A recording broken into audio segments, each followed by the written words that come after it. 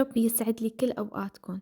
اللهم في هذا الصباح ارزقنا راحة البال وطمأنينة القلب وتيسير الأمر. اللهم اجعل صباحنا بداية لكل خير ونهاية لكل هم. وبعد تفكير طويل وتفكير عميق شو بدنا نعمل غدا، عجزت، ما حدا عطاني جواب، فقررت أعمل فنجان قهوة واشربه على رواق واتفرج شوي على التلفزيون. هذا أول مسلسل طلع لي. يمكن يضحكنا بما يعرفوه.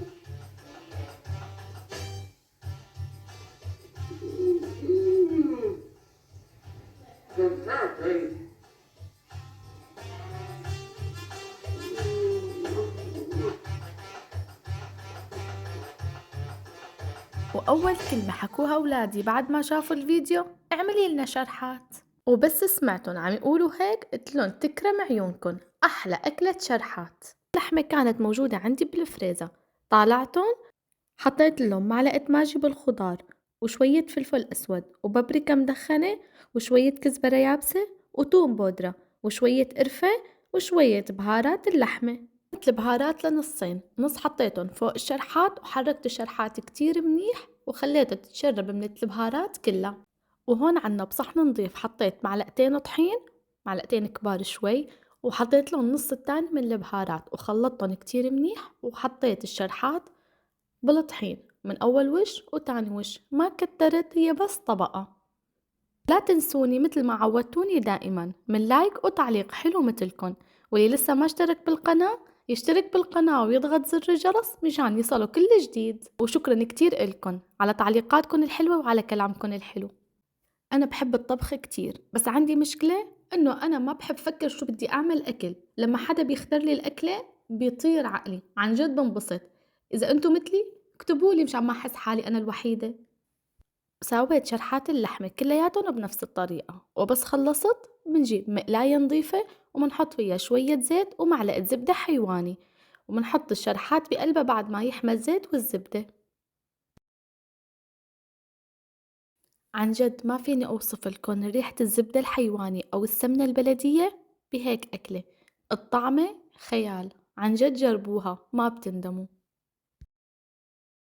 ونحط الشرحات، بيكون الزيت والزبدة درجة الحرارة فيهم مرتفعة، منتركن ما منحركن أبدا لياخد أول وش، بعدين بنقلبها على الوش التاني. وإذا من عنا غطا للمقلاية بيفضل منغطيها مشان تاخد درجة الاستوى اللي نحنا بدنا إياها.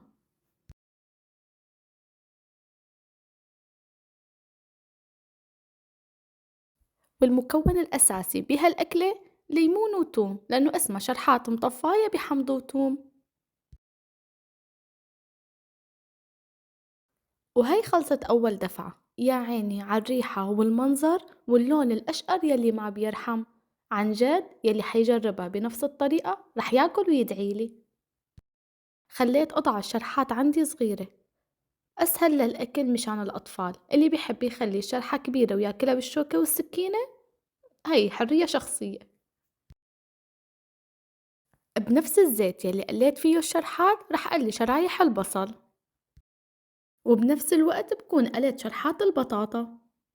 هذا الصوص أطيب صوص بينحط فوق شرحات البطاطا والبصل، يلي هو مرقة دجاج، واللي ما عنده مرقة دجاج مي عادية ومكعب ماجي، ومنحط لهم معلقتين من الطحين يلي حطينا فيه شرحات اللحمة، بيكون فيها الطحين والبهارات، معلقتين بكفي، ومنحط لهم قطعة زبدة، ومنحط الصوص فوق البطاطا والبصل. وأنا حطيت له فطر معلب، اللي عنده فطر فريش بيقلي مثل ما قلينا البصل.